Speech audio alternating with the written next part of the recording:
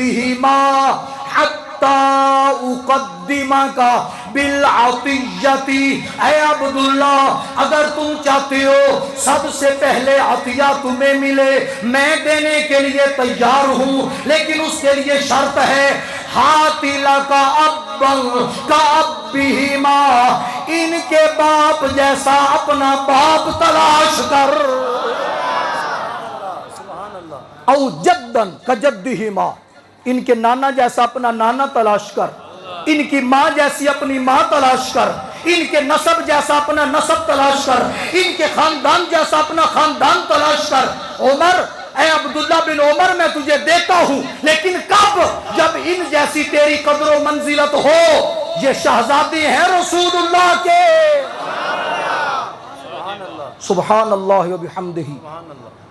حضرت عبداللہ بن عمر کے سوال کے جواب میں حضرت عمر کوئی اور بھی بات فرما سکتے تھے، یہ بات جو کی ہے کہ ان کے باپ جیسا باپ تلاش کر، ان کے نانا جیسا نانا تلاش کر، اس بات کا تعلق حضور کی ایک حدیث پاک کے ساتھ ہے، حضور کی ایک حدیث پاک کے ساتھ اس بات کا تعلق ہے۔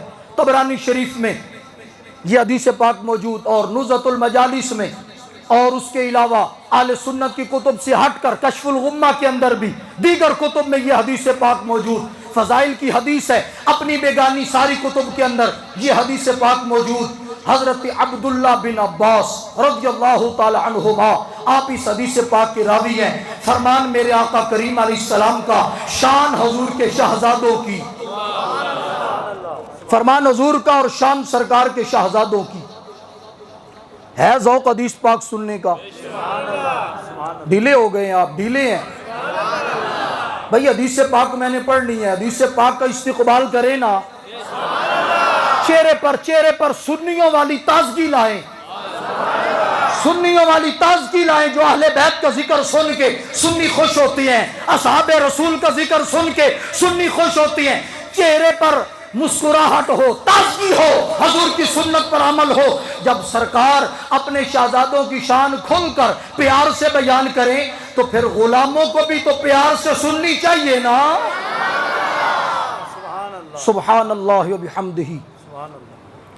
اب میں نے حدیث پاک پیش کرنی ہے، سرکار کا فرمان، حضرت عمر کا فرمان بھی حدیث ہے، کیونکہ شیخ محقق نے فرمایا، فرماتے ہیں حضور کا قول فعل تقریر، صحابی کا قول فعل تقریر، تابعی کا قول فعل تقریر، یہ سارے حدیث ہیں، اگرچہ حدیث کے پھر درجے ہیں، حدیث مرفوع اور ہے، موقوف اور ہے، مقطوع اور ہے، حدیث کے درجے ہیں، تابعی کی جو حدیث ہے مقطوع ہے، صحابی کی حدیث ہو موقوف ہے، حضور کا فرمان ہو تو جیسے حدیث مرفوع ہے۔ اب میں حضور کا اپنا فرمان پیش کرنے لگا ہوں، سبحان اللہ و بحمدہ۔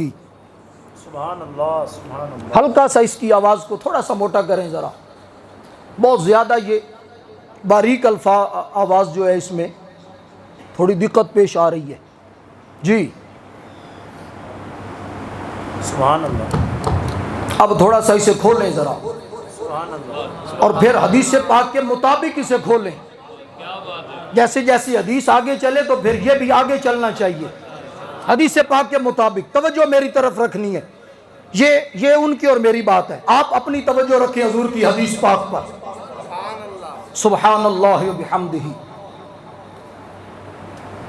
سیدنا حضرت عبداللہ ابن عباس رضی اللہ تعالی عنہما، توجہ ہے، یہ جو بچے درمیان کے اندر بد نظمی کر رہے ہیں، حدیث پاک کے درمیان میں اٹھنے کی کسی کو اجازت نہیں ہے۔ اگر کسی کو کوئی مسئلہ ہو، کوئی پریشانی ہے، کوئی شرعی عذر ہے تو پہلے وہ اٹھ سکتا ہے، حدیث پاک کے دوران پھر مت اٹھیں، تاکہ باقیوں کا ذوق تو خراب نہ کرے نا۔ سبحان اللہ۔ بڑے ادب سے، احترام سے کوشش کیا کریں، باوضو ہو کر ایسی محفل کے اندر بیٹھیں، ثواب سمجھ کر، رسم سمجھ کر نہیں، ثواب سمجھ کر، عبادت سمجھ کر ان حضرات کی ذکر پاک کی محافل کے اندر آئیں، اور اگر اللہ تعالیٰ توفیق دے تو حدیث پاک ادب سے سن کرنا، پھر اگر دل کرے تو پھر حدیث پاک کے اختتام پر اس کا استقبال اٹھ کے کر دینا جی۔ کیسے کریں گے استقبال؟ ذرا ایک مرتبہ سبحان اللہ کہہ کے بتائیں نا مجھے۔ اب یہ آپ نے بیٹھ کے سبحان اللہ کہی ہے، لیکن حدیث پاک کی استقبال کے لیے پھر اٹھ کے سبحان اللہ آپ نے کہنی ہے، لیکن اگر ذوق اجازت دے تو پہلے سن لے حدیث پاک۔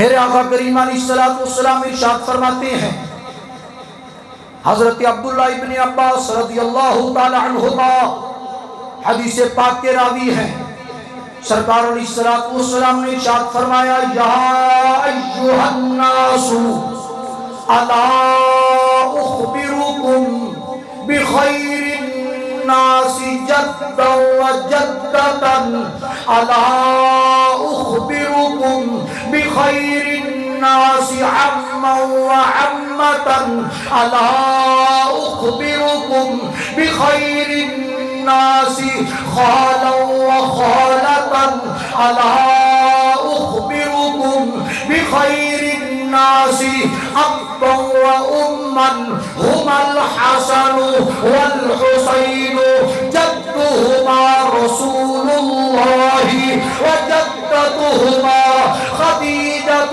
بنت خويلد وعمهما جعفر بن أبي طالب وعمتهما هاني بنت أبي طالب وخالهما القاسم بن رسول الله وخالاتهما زينب ورقية وأم كلثوم بنات رسول الله وأبوهما علي بن أبي طالب وأمهما فاطمة بنت رسول الله جدهما في الجنة وجدتهما في الجنة وعمهما في الجنة وعمتهما في الجنة وخالهما في الجنة وخالاتهما في الجنة وأبوهما في الجنة وأمهما في الجنة وهما في الجنة، وفي رواية من أحبهما في الجنة أو فوق ذلك أو دون ذلك أو قريبا من ذلك أو شبيها بذلك أو كما قال رسول الله۔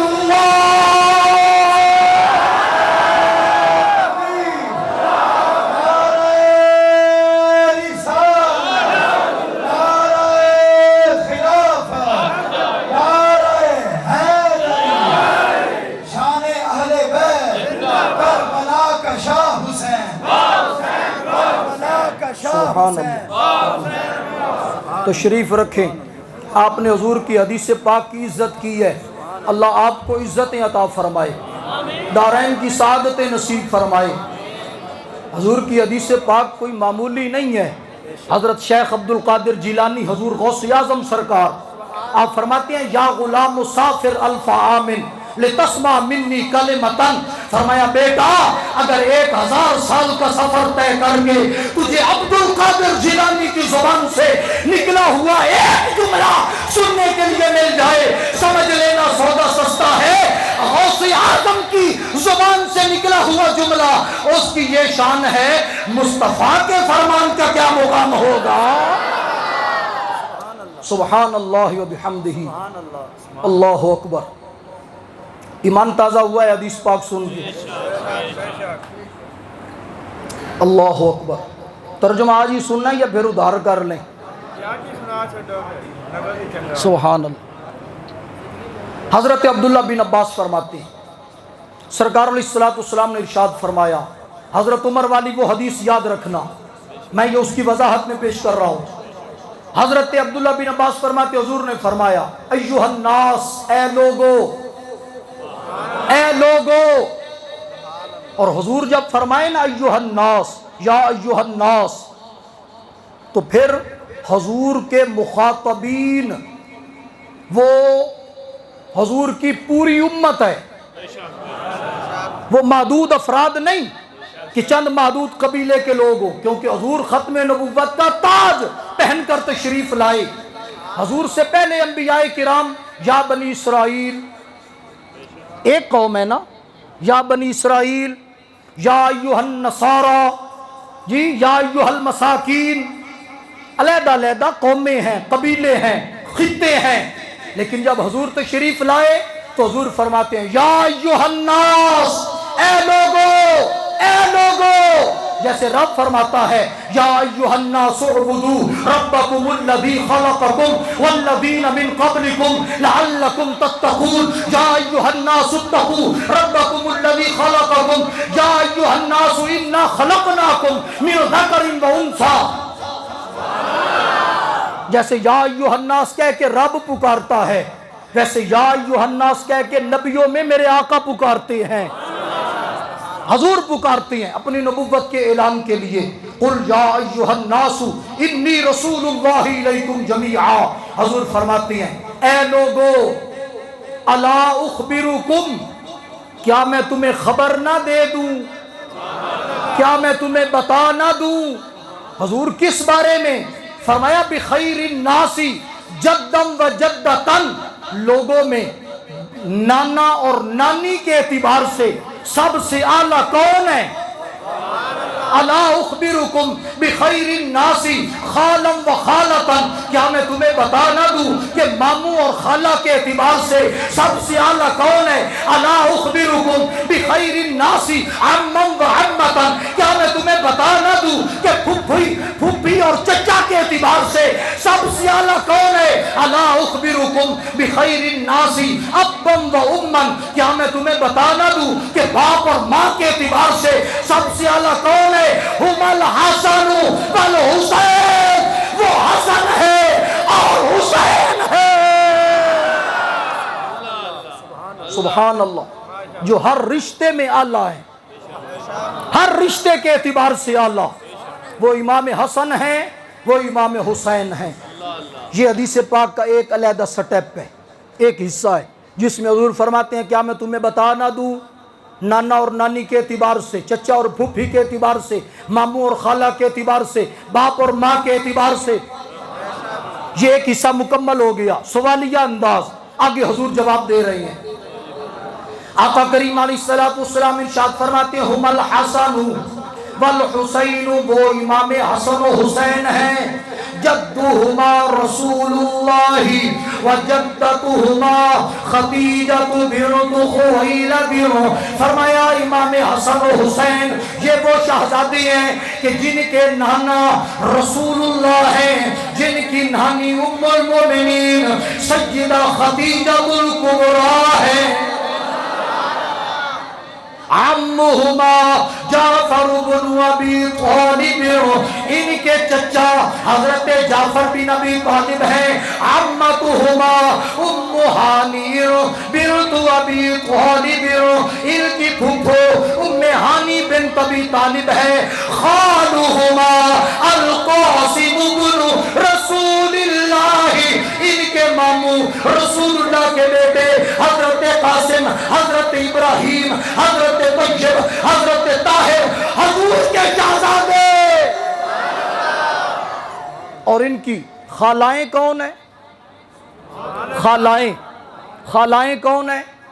فرمایا خالاتہما زینب و رقیۃ و ام کلثوم بنات رسول اللہ صلی اللہ علیہ وسلم، ان کی خالائیں حضرت سیدہ زینب، حضرت رقیہ، سیدہ ام کلثوم ان کی خالائیں ہیں، سیدہ زہرا کے بیٹے ہیں، تین ان کی خالائیں ہیں، چار رسول اللہ کی شہزادیاں ہیں، چار شہزادیاں سرکار کی، ایک نہیں چار ہیں۔ کیوں جی؟ حضور کی کتنی بیٹیاں ہیں؟ چار بیٹیاں سرکار کی، اور اس پر حوالہ جات کا انبار ہے۔ حضور کی بیٹیاں ہیں چار، حوالہ جات کا ہے اس پر انبار۔ سیاہ ستہ، سیاہ اربع، سیاہ ستہ ہماری، سیاہ اربع ان کی، اس سیاہ اربع کے اندر حضور کی شہزادیوں کا ذکر موجود ہے، 13 حوالے سیاہ اربع کے اندر موجود ہے کہ حضور علیہ السلام کی 4 بیٹیاں ہیں۔ اس حدیث پاک میں بھی یہ حدیث انہوں نے بھی لکھی ہے، اس میں بھی زینب و رقیۃ، جی حضور کی شہزادیوں کا ذکر موجود ہے، سبحان اللہ۔ حضور فرماتی ہیں ابوہما علی بن ابی طالب، ان کے والد گرامی علی بن ابی طالب ہیں۔ ان کی والدہ کون ہے؟ امہما فاطمہ بنت رسول اللہ صلی اللہ علیہ وسلم، ان کی والدہ رسول اللہ صلی اللہ علیہ وسلم کے جسد کا ٹکڑا، جس کے متعلق حضور نے فرمایا فاطمہ بضعۃ منی، فاطمہ میرا ٹکڑا ہے، جو اسے اذیت دے وہ مجھے اذیت دیتا ہے، جو فاطمہ کو خوش کرے وہ مجھے خوش کرتا ہے۔ حضرت سیدہ طیبہ طاہرہ فاطمہ الزہرا سلام اللہ علیہا ان کی والدہ ہیں، یعنی یوں سمجھ لیں یہ سارا ایک گلشن ہے، اس کے وہ دو پھول ہیں۔ جی یہ پورا ایک گلشن ہے نا۔ اعلیٰ حضرت فرماتی ہیں کیا بات رضا اس چمنستان کرم کی، زہرا ہے کلی جس میں حسین اور حسن پھول۔ یہ چمنستان کرم ہے، کرم کا چمنستان ہے، باغ ہے کرم کا، جس سے آگے پھول نکلے۔ حضرت امام حسن مجتبیٰ، حضرت امام حسین علی مقام، جن کو حضور فرمائیں ہما ریحان تاج من الدنیا، یہ دونوں میرے دنیا میں جنتی پھول ہیں۔ حضور ان شہزادوں کو سونگا کرتے تھے، چومتے بھی ہیں سونگتے بھی ہیں۔ یہ حضور کے پھول ہیں نا، یہ سرکار کے پھول ہیں، سبحان اللہ۔ شاعر اس مقام پر اپنے ذوق کی ترجمانی کرتا ہے، شاعر کہتا ہے میرا حسین باغ نبوت کا پھول ہے، میرا حسین باغ نبوت کا پھول ہے، حیدر کی اس میں جان ہے، خون بطول ہے، کتنی عظیم ذات ہے مولا حسین کی، کتنی عظیم ذات ہے مولا حسین کی، جن کی سواری اللہ کا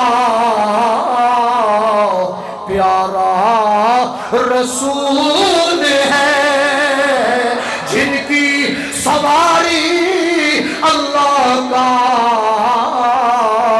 پیارا رسول ہے۔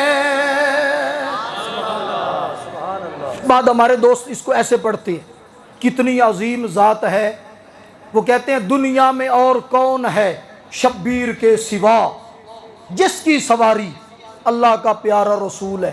یہ جملہ غلط ہے، اگر یہ کہیں نا کہ شبیر کے سوا اور کوئی نہیں، یہ جملہ غلط ہے۔ کیوں؟ اس لیے کہ حضور نے مولا علی کو بھی اٹھایا ہے، حضور نے امام حسن کو بھی اٹھایا ہے، حضور نے امام حسین کو بھی اٹھایا ہے۔ اور بخاری شریف پڑھیں، سرکار نے اپنی نواسی حضرت سیدہ زینب کی بیٹی حضرت امامہ، جو کہ حضرت سیدہ زینب کی بڑی شہزادی حضرت مولا علی شیر خدا رضی اللہ تعالیٰ عنہ کے عقد میں آئی، جب حضرت سیدہ فاطمہ الزہرا کا وصال ہوا، سیدہ زہرا نے وصیت فرمائی، چونکہ ایک وقت میں فقہ کا مسئلہ ہے، ایک وقت میں خالہ اور بھانجی دونوں جمع نہیں ہو سکتی ایک وقت میں، لیکن ایسے ہو سکتا ہے کہ ان میں سے ایک کا وصال ہو جائے یا طلاق ہو جائے، کوئی بھی معاملہ ہو تو پھر دوسری کے ساتھ نکاح ہو سکتا ہے، کیونکہ جمع تو نہیں کیا جا رہا نا، دونوں کو جمع تو نہیں کیا جا رہا۔ سیدہ زہرا رضی اللہ تعالیٰ کا جب وصال شریف کا وقت قریب آیا، آپ نے حضرت مولا علی کو بلایا، فرمایا یہ جو امامہ ہے نا، یہ میرے بچوں کا بڑا خیال رکھتی ہے، یہ شہزادوں کا بڑا خیال رکھتی ہے، اور میں چاہتی ہوں کہ میرے وصال کے بعد آپ اس سے نکاح کر لیں۔ حضرت امامہ حضرت مولا علی کے نکاح میں آئی. یہ رسول اللہ صلی اللہ علیہ وسلم کی نواسی ہے. ایک حضور کی بیٹی حضرت مولا علی کے نکاح میں, ایک حضور کی نواسی حضرت مولا علی کی نکاح میں. حضرت عثمان غنی کو یہ شرف حاصل ہے, ان کے عقد میں حضور کی یکے بعد دیگرے 2 شہزادیاں آئی ہیں. حضرت مولا علی کو بھی یہ اعزاز حاصل ہے, حضور کی بیٹی بھی ان کے نکاح میں ہے. بیٹی کے وصال کے بعد حضور کی نواسی بھی ان کے نکاح میں آئی ہے. اس اعتبار سے اگر ہم یوں کہہ لینا کہ حضرت مولا علی بھی ذوالنورین ہے, جی حضرت مولا علی بھی ذوالنورین ہے اور حضرت عثمان غنی بھی ذوالنورین ہے, اگر اس اعتبار سے ہم کہہ لیں تو یہ بات بنتی ہے, کیونکہ 2 حضور کی شہزادیاں حضرت عثمان کی عقد میں اور حضرت مولا علی کی عقد میں, ایک شہزادی ہے ایک نواسی ہے. نواسی بھی تو سرکار کا جز ہے نا, حضور علیہ السلام کی اولاد سے حضور کی فروع میں وہ شامل ہے. اس اعتبار سے حضرت سیدنا مولا علی بھی ذوالنورین ہے, حضرت عثمان غنی بھی ذوالنورین ہے. اور پریشانی والی تو بات کوئی نہیں, اگر عثمان غنی کو ذوالنورین کہیں سنی کا سینہ تب بھی ٹھر جاتا ہے, اگر مولا علی کو ذوالنورین کہہ دے سنی کا سینہ تب بھی وسیع ہو جاتا ہے. سبحان اللہ و بحمدہ, اللہ اکبر. تو یہ کہنا کہ حضرت امام حسن امام حسین صرف وہی سوار ہیں, یہ بات درست نہیں ہے. آپ سوار ہیں لیکن آپ کے بھائی حضرت امام حسن مجتبیٰ بھی سوار ہیں, حضرت سیدہ امامہ بھی سوار ہیں. فتح مکہ کے موقع پر حضور نے مولا علی کو بھی سوار کیا. شان ہے نا مولا علی کی جو حضور کے کاندھوں کے سوار ہیں, شان ہے حضرت امام حسن کی جو حضور کے کاندھوں کے سوار ہیں, شان ہے حضرت امام حسین کی جو حضور کے کاندھوں کے سوار ہیں, شان ہے سیدہ امامہ کی جو حضور کے کاندھوں کی سوار ہے. لیکن عقیدہ مضبوط کر لے اپنا, یہ سارے حضور کے کاندھوں پر اور حضور خود ابو بکر صدیق کے کاندھوں پر, حضور سیدنا صدیق اکبر کے کاندھوں پر. تو بھائی حضور جس کو اٹھا لیں ہم اس کے بھی غلام ہیں, اور جو حضور کو اٹھا لے ہم اس کے بھی غلام ہیں. سبحان اللہ و بحمدہ. تو یہ مصرع جو ہے یہ درست نہیں بنتا. اگر کوئی پڑھے نا شاید اس کی توجہ نہ ہو کہ دنیا میں اور کون ہے شبیر کے سوا, اس کا مطلب ہے اور کوئی بھی نہیں, یہ بات غلط ہو جائے گی. آپ یوں کر لیں کتنی عظیم ذات ہے مولا حسین کی, اب اس میں دوسروں کی نفی نہیں ہو رہی, کتنی عظیم ذات ہے مولا حسین کی جن کی سواری اللہ کا پیارا رسول ہے, اور جس کے لیے یزید نے لاکھوں ستم کیے, جس کے لیے یزید نے لاکھوں جتن کیے, دونوں درست ہیں, ستم کیے لاکھوں جتن کیے, وہ تاج تو حسین کے قدموں کی دھول ہے, وہ تاج تو حسین کے قدموں